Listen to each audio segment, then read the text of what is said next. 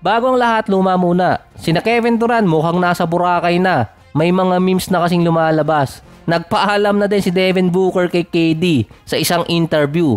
Parang inalala na lang ni Booker yung magagandang sandali na kasama niya si Kevin Durant. Na tinuturing niya pa rin na isa sa paborito niyang player si Kevin Durant. Pero ito talaga yung namaalam sa Suns dahil sila yung team na hindi pasok sa playoffs na hindi rin kasama sa lottery. Kaya din pala hindi sila pinagbigyan ng ibang teams lalo na yung OKC na naglaro pa doon yung ibang key players nila bukod lang kay SGA dahil pinag-aagawan yung first round pick ng Suns sa pagitan ng Rockets, OKC at Brooklyn.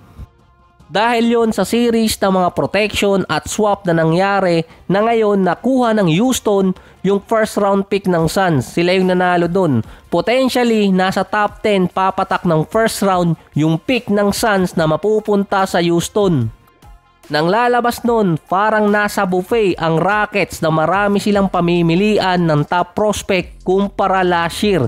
Pwede pang gamitin ng Houston para makapag-trade ng player. High value draft picks yung nakuha ng Suns na mapupunta sa Houston. Si Bradley Beal naman ayaw umalis ng Suns. Tinalo pa yung kapit tuko. Wala talaga walang magagawa kundi gumawa ng mahirap na desisyon ang Suns at i-buy out yung kontrata niya pagdating ng off-season.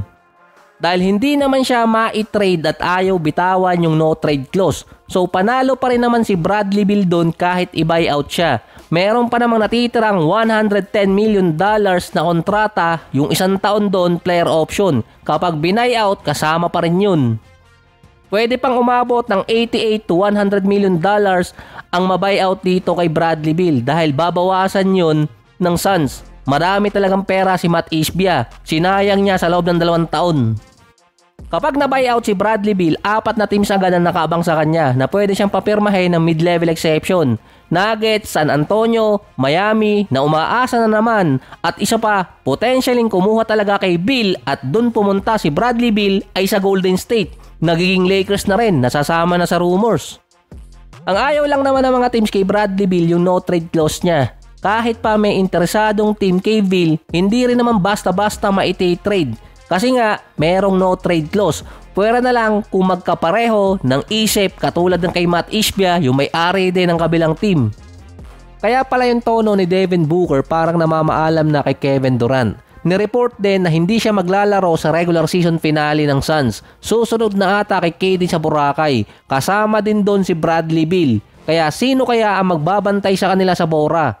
Kaso pag PBA kasi Boracay Kapag NBA Cancun, kulang na lang ng G, Cancun na.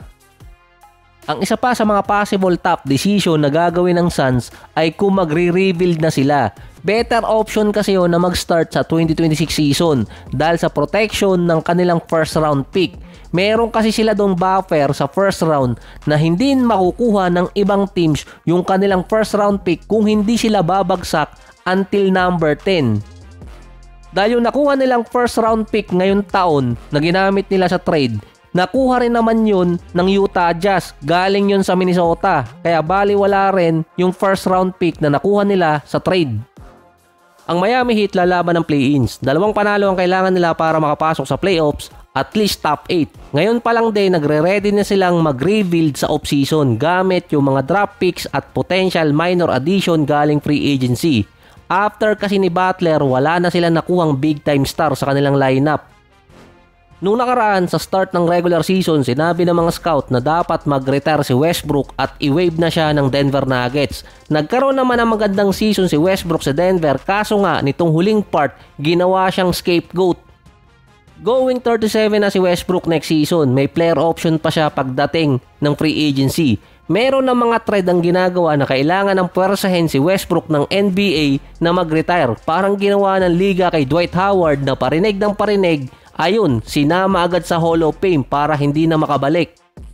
Hindi kasi maganda ang magiging ending kay Westbrook ngayong season dahil kapag nalaglag ang Denver Nuggets, sa kanya ibabato ang sisi at sasabihin siya ang naging rason kung bakit hindi maganda ang ending para sa Nuggets. Sa malamang merong magko-comment bakit kay Westbrook ibabato yung sisi. Kaya nga tinawag na scapegoat.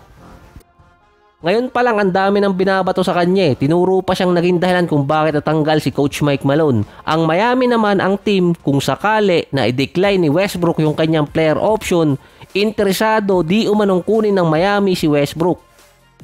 Dahil ang gusto ng Miami sa kanya ay kung paano niya i-maintain yung physical condition niya.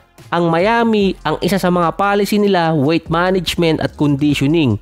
Si Westbrook kahit 36 years old na, 74 games pa rin ang nalaro niya so far ngayong season. Bukod sa Nuggets, ideal team din kay Westbrook yung Miami.